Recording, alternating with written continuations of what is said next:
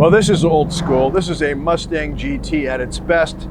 Small block V8, loads of horsepower, manual gearbox.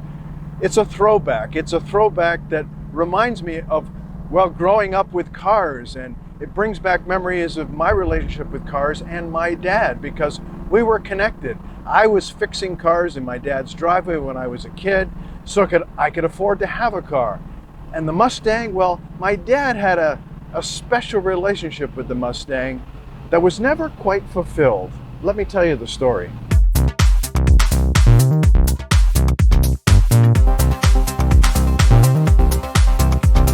Hi, I'm Jeremy Cato, and this is CatoCarGuy.com. Thanks for watching, and if you have not already subscribed, please do. So here's the story.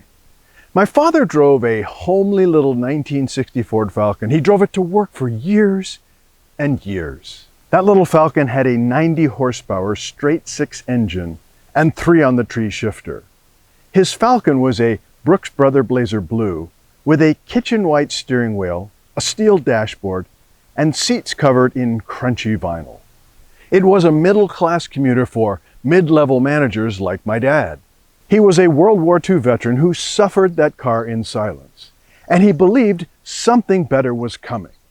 After all, he had survived convoy duty in the North Atlantic, and by the early 1960s, he knew he'd lived long enough to see the Falcon's end. In late 1969, he got a promotion and a raise, and he promptly lost his mind. On a Wednesday night, he brought home a beauty that staggered my mother and impressed my brother and I. The Falcon was replaced by a golden 1967 Rambler Rogue with a cream convertible top.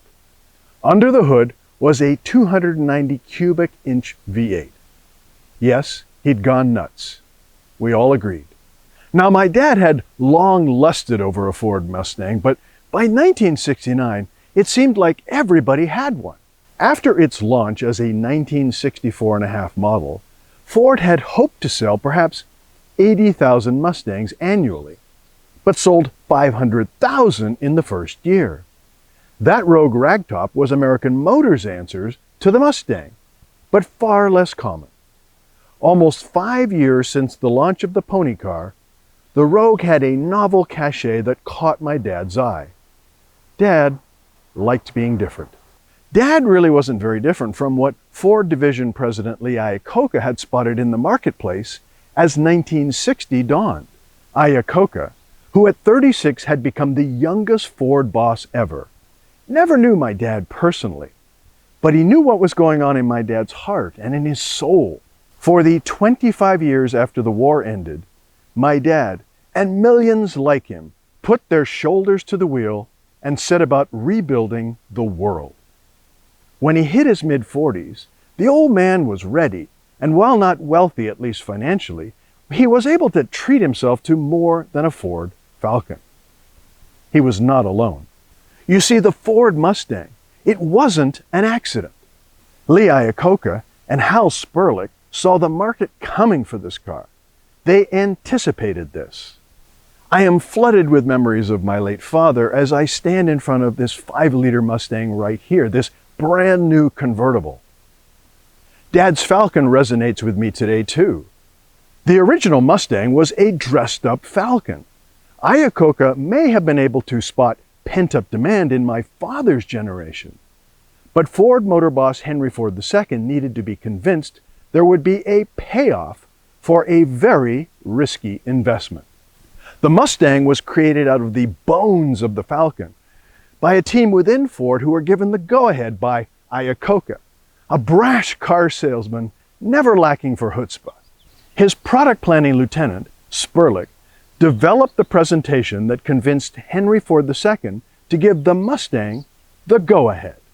Donald Fry, product chief and engineer, devised the plan to save money using the Falcon's mechanicals in a poor man's Thunderbird.